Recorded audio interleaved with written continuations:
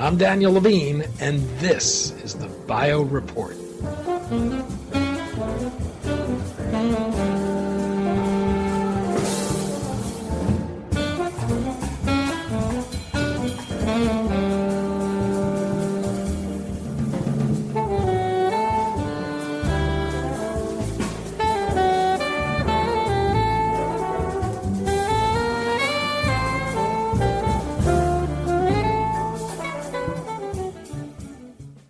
Kinase inhibitors have given rise to an era of precision medicine for the treatment of cancer, but the ability of cancer cells to mutate enables tumors to develop resistance to existing therapies. Nuvalent is developing therapies that both target the original tumor as well as tumors with emergent resistance.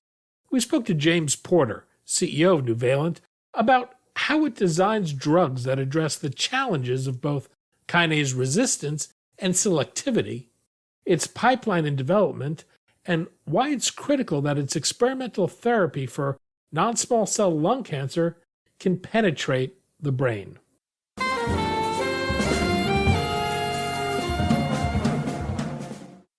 Jim, thanks for joining us. Danny, it's a great opportunity. Really appreciate the invitation. We're going to talk about targeted therapies to treat cancer, Nuvalent, and its efforts to overcome the problem with resistance that cancers can develop to these medicines. Let's start with kinase inhibitors. Starting with Gleevec, this class of therapies helped usher in an era of targeted therapies and precision medicine. How have they changed cancer care? It's a great question, Danny. Something that we think a lot about at Nuvalent. There's been a tremendous progress in the field of precision oncology, and kinase inhibitors have played an important role. You know, in the last 2 decades, there's been over 80 FDA-approved small molecule tyrosine kinase inhibitors. Those are for patients with both cancer indications as well as autoimmune indications. It's really played a significant impact. This is something that we at Nuvalent are also focused on, is we're trying to learn from what has been done in this space with kinase inhibitors and address the medical needs that have been outlined by the physicians that have developed these earlier generation kinase inhibitors.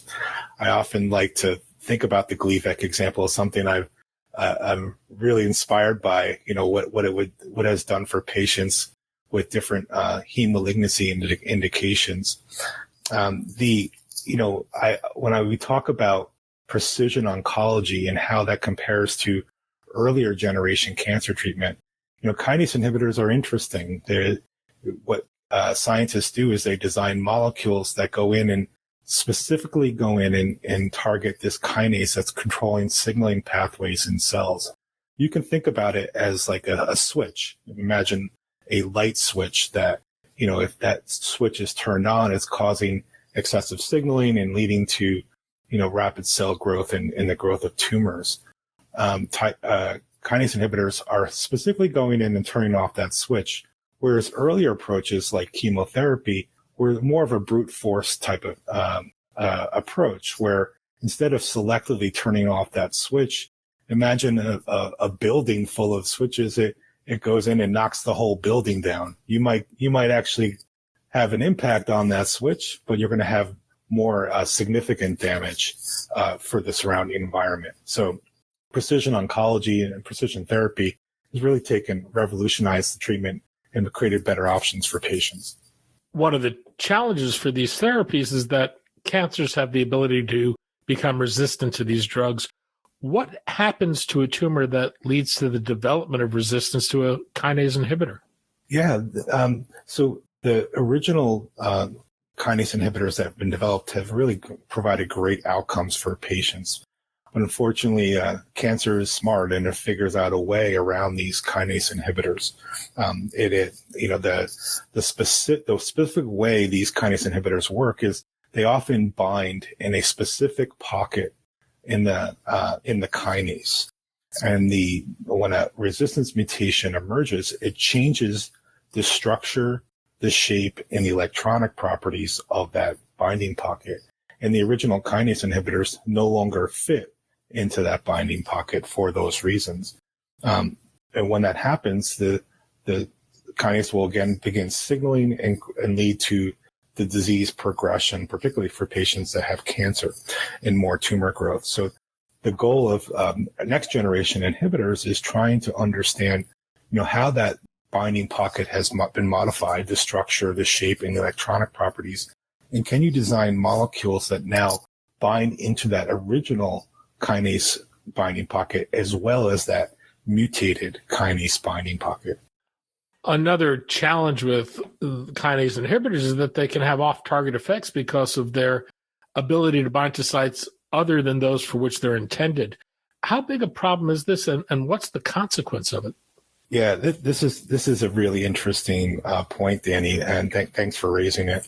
So many of these kinase binding pockets, they look similar, and so it's difficult for scientists to differentiate of designing molecules that selectively target one of those binding pockets versus another. Many times, if you hit another kinase or another signaling pathway, that's not necessarily relevant for the biological impact for that disease or the spread of that cancer, but it could have unexpected safety events. So safety events that could be dose limiting for those patients. In the examples we're going to talk about with both our ROS1 and ALK programs, these particular kinases, they share a lot of structural overlap with another family of kinases called the TRK kinases. And TRK inhibition does not necessarily have an impact on the spread of the cancer. However, if you inhibit TRK, particularly in the CNS or in the brain, it leads to a broad spectrum of cognitive challenges that the patients experience. And because of those safety challenges, physicians have, tried to figure out how to manage those types of therapies, because they have to either reduce the dose or hold the dose or discontinue the therapy, all things that don't help, treating the patient's cancer. So one of our specific approaches at Nuvalent was, how do we use innovative chemistry and structure-based drug design to selectively target what's driving the disease and to avoid things that are off target, like TRK kinase inhibition, to keep patients on therapy and drive deeper and more durable responses? Let's talk about that. Most companies have either sought to address the issue of kinase inhibition either through combination therapies or they've sought to develop multi-kinase inhibitors. Nuvalent talks about the use of innovative molecular structures for its experimental therapies as a way to address resistance. How does this work? Yeah, so the foundation of our company is a deep expertise in chemistry and structure-based drug design. So our founder is Matthew Scherer. He's a Harvard chemistry professor. I myself am a chemist, and the idea was, let's build up a strong expertise in chemistry, and therefore we can take on these difficult chemistry problems to create better options for patients with cancer. So our approach is to understand what particular disease we're trying to impact, talk to the physicians that have developed the earlier generation kinase inhibitors for these particular targets. What do they see as the needs of the patients that they treat? What are the limitations of the current available therapies? In many cases, those original therapies can drive durable responses, but the emergence of resistance mutations leads patients to have their disease progress. In addition, some of these indications require drugs that have excellent brain penetrance, because the disease often spreads to the periphery, into the brain, into the intracranial compartment. So designing molecules that can cross that blood-brain barrier to treat patients with brain metastases or to prevent the disease from metastasizing to the brain.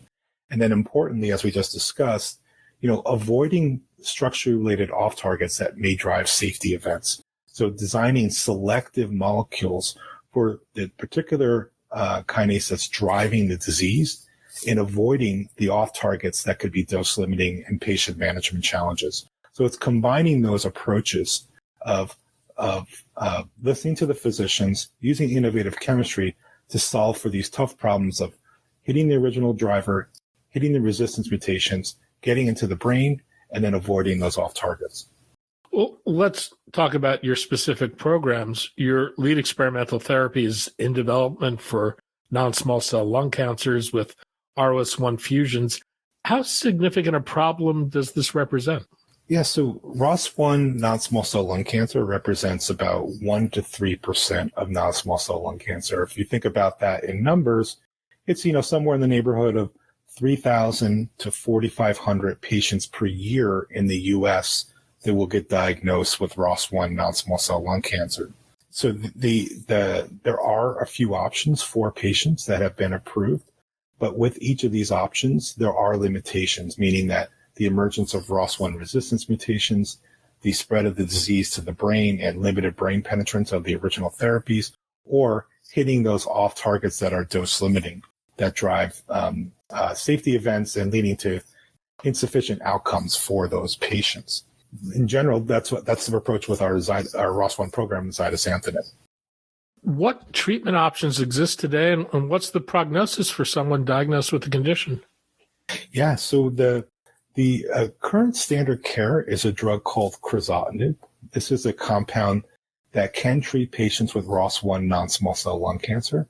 There are limitations of this therapy. This is not a highly brain-penetrant drug. And lung cancer, unfortunately, is a disease that's most commonly will metastasize to the brain.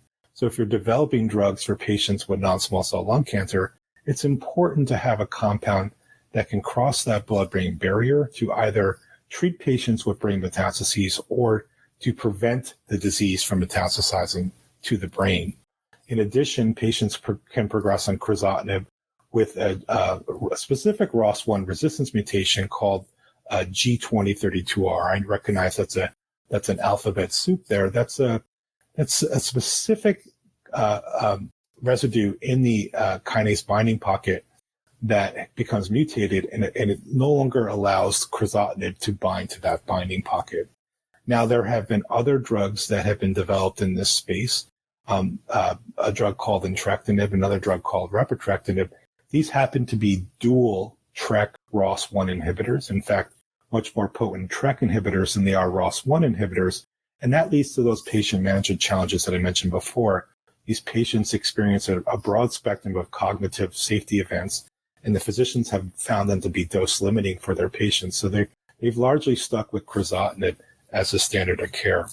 Our goal has been, how do we address the limitations of both crizotinib and these next generation ROS1, dual TRK ROS1 inhibitors? And that comes from designing a molecule that can hit the original kinase driver, that can hit the known resistance mutations, like that most prevalent G2032R solvent front mutation, get into the brain to treat patients with brain mets, and importantly, avoid off-target inhibition like TRK inhibition, selectively targeting ROS1, so we can keep patients on therapy to drive deeper and more durable responses. Your experimental therapy, zidesamtinib, is a brain-penetrant ROS1 selective inhibitor.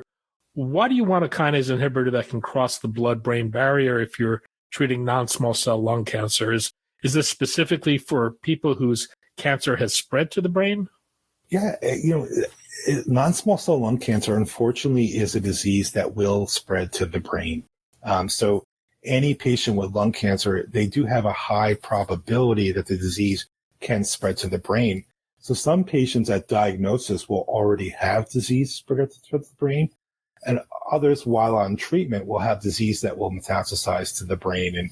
And therefore, you need to have a compound in this space that has that blood-brain barrier penetration to either treat or prevent that spread to the brain. So we recognize that was important with zidesamtinib, and our preclinical and clinical data suggest so far that this drug is highly brain penetrant. Well, what is zidesamtinib and how does it work? Yeah, so it's a ROS1 selective inhibitor. It hits ROS1 fusion, so that's for the newly diagnosed patients. It hits a broad spectrum of ROS1 resistance mutations that have been seen beyond the earlier generation kinase inhibitors. It's very selective for ROS1 versus off-targets, including that off-target TRK that I mentioned before that shares a lot of structural overlap with ROS1. Therefore, it leads to what we had predicted to be a very well-tolerated safety profile, it makes it for an ideal option for patients to stay on for a long period of time to drive deep and durable responses. And the drug, as we mentioned, is highly brain penetrant. So it can either treat patients with brain mets or delay the emergence of brain metastases. And what's known about it from studies that have been conducted to date? Yeah, so when we were optimizing this molecule in our preclinical experiments, we're really pleased with the profile. The physicians that we had collaborated with were looking for those key areas of the target product profile, meaning hitting resistance mutations, being brain penetrant, and having selective ROS1 inhibition. And our preclinical data suggests we had exactly that profile. And then we worked with those physicians to design our AROS-1 study. Our AROS-1 study is a phase 1/2 study. The phase 1 is where we would like to understand the safety and identify the recommended phase 2 dose. And the phase 2 is a part of the study, is where we have designed registration-enabling cohorts in both previously treated patients where there's no really good options, as well as TKI-naive patients, so frontline patients that are newly diagnosed in the advanced metastatic setting. So in our clinical data that we generated in the phase 1 component of the study, we are very pleased that the preclinical profile translated to that clinical profile. We are seeing activity in patients that have exhausted all the available options. So they've taken the approved therapies. In many cases, they've taken experimental therapies, and the drug was still active. We saw activity in patients that had brain metastases. And importantly, we saw activity in patients that had ROS1 resistance mutations. So these are things that, like that G2032R mutation, where there's not really a good option for those patients. But maybe most importantly is we saw a safety profile that was consistent with a ROS1 selective TRK sparing design. That was the original hypothesis. If we could selectively target ROS1, this would make for a very well-tolerated drug that patients could stay on for extended periods of time and hopefully drive deeper and more durable responses as we start treating less heavily pretreated patients. What's the development path forward? And I know previously you've said that you expect having an approval for this by 2026. Is that still the timeline? Yeah, so we just last fall, we had announced that we had identified a recommended phase 2 dose in the phase 1 component of the study and have aligned with regulators to initiate the phase 2 component of the AROS-1 study. So in the phase 2, we have cohorts that are specifically designed for previously treated patients, and there's no real good options for those patients. And we designed cohorts to study that patient population. In addition, we have a cohort in frontline patients or TKI naive patients, again, where crizotinib is the standard of care. And our goal is to show in that particular cohort how we can hopefully drive deeper and more durable responses by keeping patients on therapy, delaying the emergence of CNS progression, delay the emergence of ROS1 resistance mutations, and hopefully drive durable responses for those patients. So that the phase 2 component has been enrolling since September of last year. We have great collaboration with the physician scientists that we're working with, and there's been a lot of momentum on that study on enrollment, as well as we have excellent collaborations with patient advocacy groups that help, point patients toward the study as well. So the guidance that we mentioned is that we're going to have an updated data set that is going to be presented this year in 2024. Earlier this year, we launched our On Target 2026, which the main principles of that update is that we expect by 2026 to have at least one approval, and that can come from either our ROS1 program or our ALK program or both. And working back from there, we would expect to have pivotal data from at least one of those programs by next year as well, if not both. You have a second program in clinical development, NVL 655, for ALK-driven non-small cell lung cancer. You also have a preclinical program in development for HER2-driven non-small cell lung cancers. Both of these are also designed to be brain penetrant and address brain metastases. So is this unique to your therapies? Are there other therapies for these conditions that are brain penetrant? And is this a function of the structural chemistry? Yeah, so there is some synergy with our first three programs. Our ROS1 program, our ALK program, and our HER2 program all have potential development opportunities in non-small cell lung cancer. And because patients have non-small cell lung cancer, that is the disease that most commonly will metastasize to the brain. So they do have similar challenges, and that we're trying to make compounds that are brain penetrant to treat those patients with brain mets. So our NVL-655 program, our ALK program, that is our, in parallel being developed with ROS1. Both are in the phase 2 registration component of those studies. So a little bit about our ALK program. It's a very similar problem as our ROS1 program, where there are approved therapies. Well, patients will progress on those approved therapies with ALK resistance mutations, or they'll progress with CNS disease. Now, there's been one drug that's been developed and approved called lorlatinib that does have some limited coverage of ALK mutations and is active beyond earlier generation standard of care like alectinib, which is the current frontline agent of choice from physicians. However, like what we discussed in the ROS1 program, the lorlatinib is actually a potent TRK inhibitor, has many of those same cognitive safety challenges that I mentioned before with the dual TRK ROS1 agents on the ROS1 program. So physicians have been reluctant to replace alectinib with lorlatinib in that front line. And then patients will progress on lorlatinib again with ALK mutations, and there's nothing available for that patient population. So our strategy is to design a drug for the third line where nothing works. Patients have ALK mutations. They've progressed on sequential ALK therapies, and there's a clear medical need for that patient population. In addition, to learn from the other agents, namely alectinib and lorlatinib, in making a drug that solves for the ALK mutations, has excellent CNS progression, but is selective for ALK versus TRK, and therefore be a better option for patients that have progressed in second line off alectinib, and patients that have are newly diagnosed in the advanced metastatic setting. So beyond alectinib and lorlatinib, there's no approved option for patients. So we designed a drug in 655 that can address that patient population, but importantly, solve for the limitations of the other drugs. So namely, alectinib and lorlatinib. If you look at those two drugs, most physicians would tell you lorlatinib is the more active drug, but because it inhibits TRK, some physicians have been reluctant to replace alectinib with lorlatinib because of those cognitive challenges associated with TRK inhibition in the brain. Well, we can learn from that, and with 655, we now have a compound that is active against a broad range of ALK mutations, both single mutations, compound mutations, is highly brain penetrant, but importantly is selective for ALK versus TRK. Therefore, it can potentially move up the treatment paradigm, drive deeper and more durable responses in second line, where patients would typically get lorlatinib, or even in front line, where patients would typically receive alectinib. Are you looking at other potential indications beyond non-small cell lung cancer for any of these? These are targets that are implicated in a variety of cancers. Yeah, that's correct, Danny. So ROS1 and ALK, we'll start there. Each of these kinases drive cancer growth in a broad range of tumor types. So maybe about a dozen tumor types for each one.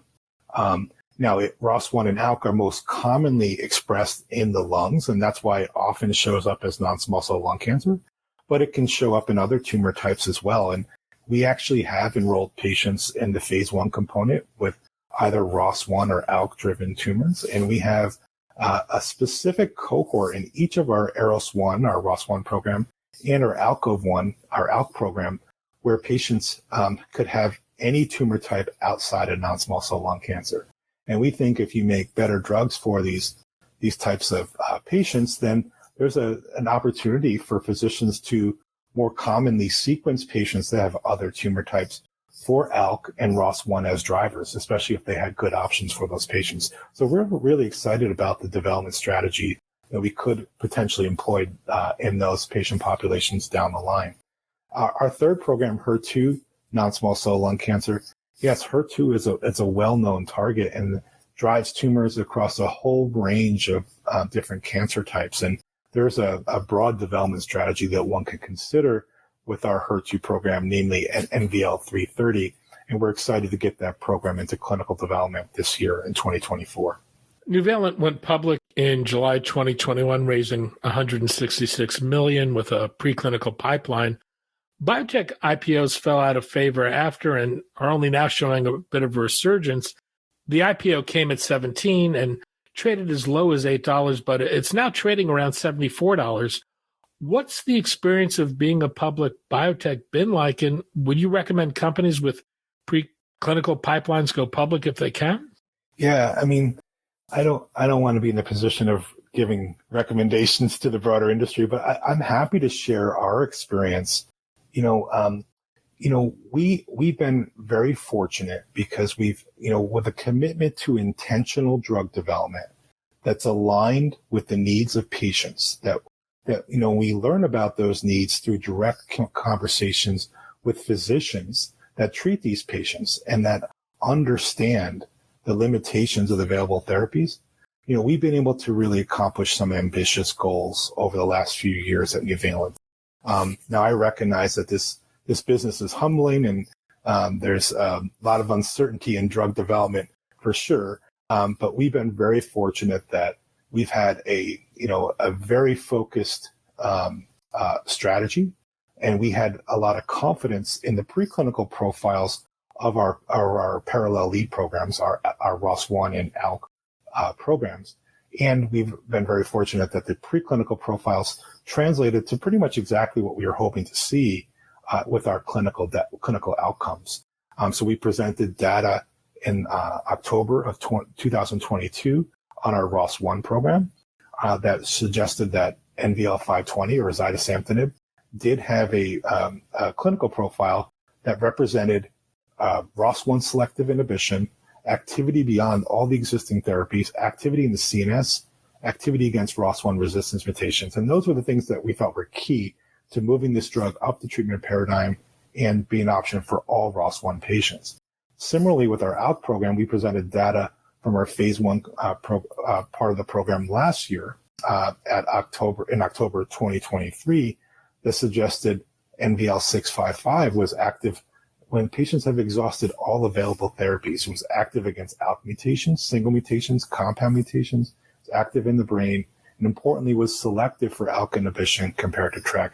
So both of those data sets were well received, and we've been able to, really capitalize on that and were able to, further resource the company, to drive these programs towards, downstream milestones where we hope to bring these compounds to patients. Nuvalent raised $185 million in 2 venture rounds prior to going public. How far will existing funds take you, and what's the plan for raising additional capital? Yeah, with the proceeds from our latest public offerings, we're very well capitalized with an operating runway into 2027. As we look ahead, we'll continue to assess the options available to us to ensure that we have the funds necessary to execute on our programs towards our first potential approved product by 2026. Jim Porter, CEO of Nuvalent. Jim, thanks so much for your time today. Thank you, Danny. This was fun.